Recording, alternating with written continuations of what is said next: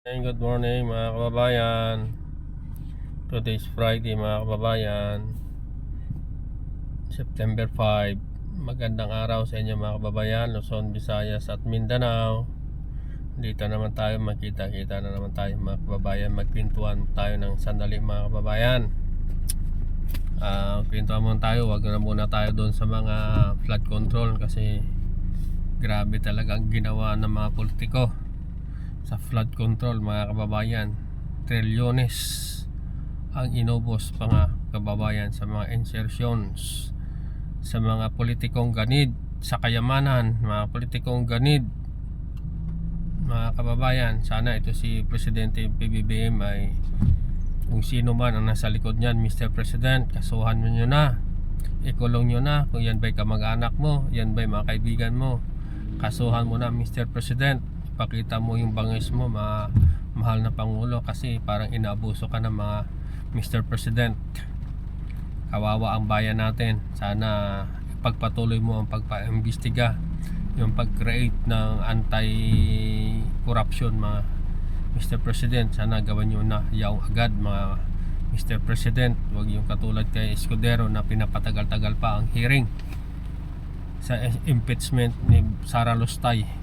Kaya Mr. President, please pakibilisan at makulong mga ganid sa kapangyarihan at ganid sa pera ng taong bayan, Mr. President.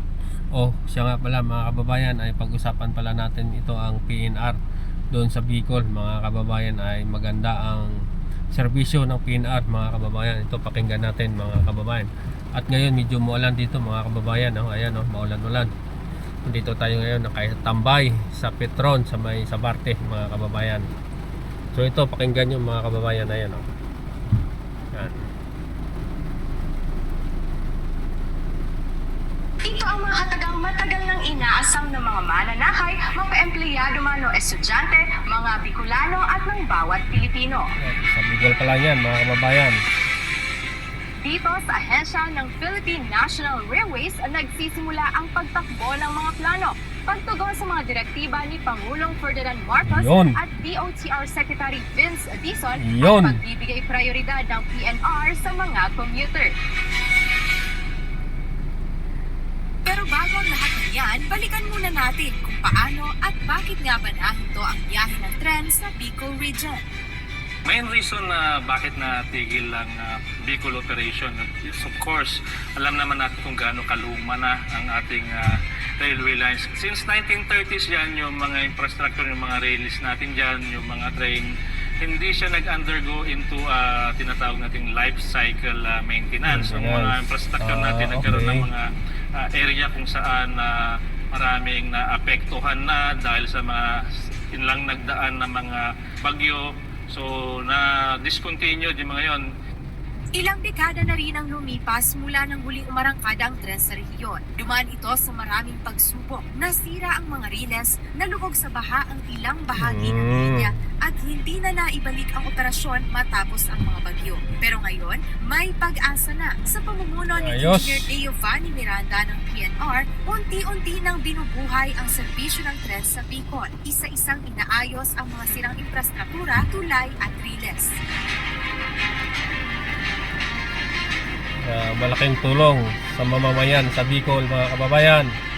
Pero sa Bicol pa lang yan. Nabanggit ni Pangulong Ferdinand Bongbong Marcos, Yun. gawa na, napumpuni na yung isang tulay natin dyan na very critical yung role niya dito sa may parting Binahan, sa may malapit sa Ragay. So, naayos na yun, naitawid na ngayon yung mga pile driver na equipment para makapagtuloy-tuloy pa kami ng mga restoration ng trucks sa parte ng Camarines Sur at sa Canaga. Pangalawa, yun din ang magdudugtong na kapag tayo ay yung plano natin na magkaroon ng additional 10 kilometers, yung Naga to Sipukot line which is 37 kilometer ngayon, madadagdagan yon hanggang Lupi Viejo ng 10 kilometers line. Within this year, yung Lupi hanggang Lupi Viejo natin na madadagdagan ng 10 kilometer. So current operation natin kasi ng Naga to Sipukot is 37 plus 10 kilometer, ay madudugtungan pa natin yon hanggang parting Tagkawayan. So ayan mga didilis, dito Hindi yan sa drawing, bahagi ha? ng Kilbay Bridge sa barangay Kumaday, Caday, Del Gallego, Camarines Hindi yan Sur, drawing. kapansin-pansin na nakumpuni na ang riles na magbibigay daan sa biyaheng tren mula Quezon Province patungong Bicol Region. Wow, galing. Mula Quezon Province to Bicol.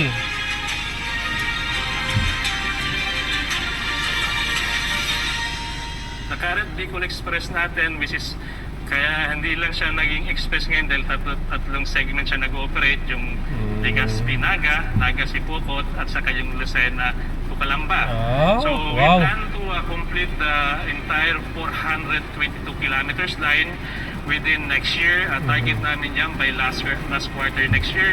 At yan din yung sinabi ng ating mahal na Pangulong Ferdinand Marcos Jr. during the SONA na para makapagbigay ng magandang serbisyo ng transportasyon yung ating makabagong Bicol Express. Okay? Makabagong Bicol Bagong Express. Have more higher speed kapag natuloy na yung project na yon.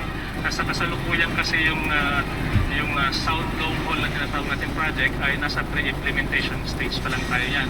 That is around 560 kilometer line from Metro Manila going to Bicol. Kasabay nito, magandang balita rin para sa mga mananakay, lalo na sa mga empleyado at estudyante dahil patuloy ang proyekto tungo sa mas convenient at mas mabilis na transportasyon sa rehiyon.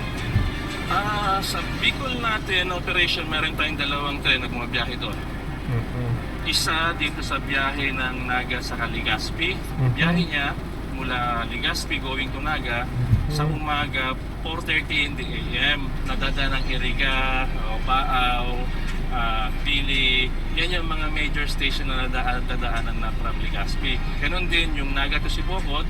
Yung Naga to Sipocot natin, which is 37 kilometers yan. So tatlong beses po na bumabiyahe yung isang train natin dyan. Masasabing eating two birds in one stone ang ginagawa ng PNR habang nire-rehabilitate ang mga linya at tulay, inaasahang darating din bago matapos ang taon ang mga bagong bagon o Wow, railway very vehicles good. para sa libo-libong pasahero. Passenger train tawag natin. So ngayon, ito yung mga train na dito sa Metro Manila na ililipat sa Bicol. So ito makakadagdag sa mga capacity natin para bukod sa pagdami ng mga pasahero, dadami rin kumbagang oras na maserbisyohan ng mga mananakay natin. Sa aming pagbisita sa PNR main office sa Tondo, Maynila, ipinakita rin ang prototype ng isang modernong tren na gagamitin Wow. sa rutang Clark hanggang Calamba. Isa ito sa mga makabagong tren na planong gamitin din sakaling magbalik ang biyahe patungong Bicol. Gagamitin sa North to South Commuter Railway. North to South. Ito ay electrified Wow, ang galing. na. Kasi ito elevated na siya para hindi na magkaroon ng mga insidente sa level crossing katulad ng mga nangyari sa Bicol. Ito na ay mag-ooperate, elevated na siya. May kapasidad ang tren na ito na magsakay ng hanggang 2,400 na mga pasahero sa 8 bagon. Equipped na rin ito ng signaling system at speed limiter para matiyak ang ligtas at tamang pagpapatakbo ng mga train operators. Ongoing din ngayon ang construction at relocation ng mga automated crossing barriers. Target ng PNR na makapagpalagay ng 19 barriers sa mga lugar gaya ng Likmanan, Pamplona, Naga City, Irigan City at Ulangi. Bukod dyan, pinapasara na rin ang mga unauthorized barriers sa Bicol bilang bahagi ng safety measures para sa mga motorista at tren na daraan sa mga apektadong linya. Totoo nga po, may mga area doon sa parteng Camarines Sur, I think sa particular sa Naga, na sila mismo na yung nag-self-demolish ng mga struktura doon sa level crossing. So, yung bagay na yun, Kita nyo mga kababayan na patuloy gumagawa ang ating administrasyon ni Ferdinand Marcos Jr. sa ikaganda, ikakabubuti ng bansa natin mga kababayan. So, thank you Mr. President sa inyong masigasig na paggawa at ang bagong new secretary na si Vin Dizon mga kababayan. So, maraming salamat sa inyo. So, ayan pa mga kababayan, panoorin natin yung train. Yan o.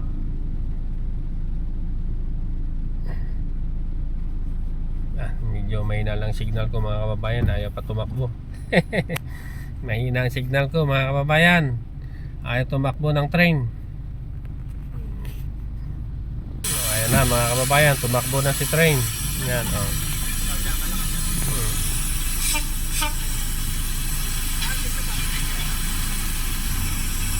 Yan. Yan ang bagong train, PNR.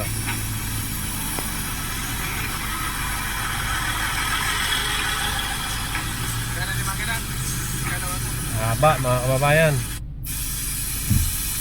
Yan, haba ng train na bago ng PNR.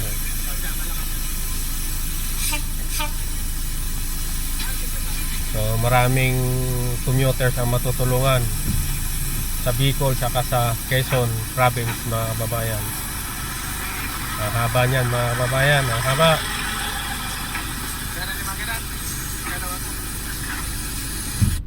Na hindi na kami ang nag-implement is malaking bagay na appreciate naiintindihan na hindi lang ng ating local government pati ng kababayan natin. Kasabay ng mga proyektong ito, tuloy-tuloy rin ang Safety Awareness Campaign ng PNR. Aktibo rin ang pakikipag-ugnay ng ahensya sa DepEd, DPWH, DA, DILG, mga LGU ng iba't ibang bayan at lungsod at maging sa DOT na layong itaas sa potensyal ng rehiyon sa larangan ng turismo.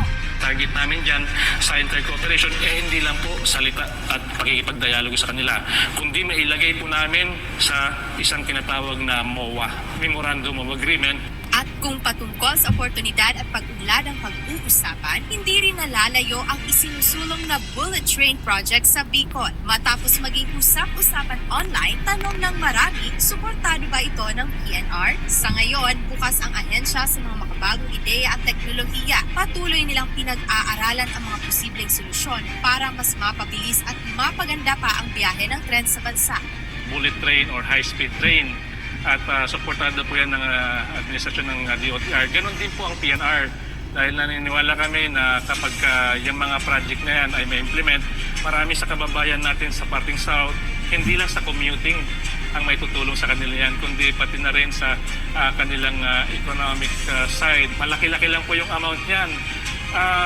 Depende sa haba kasi ng sa haba ng kung saan tatakbo yung high-speed train.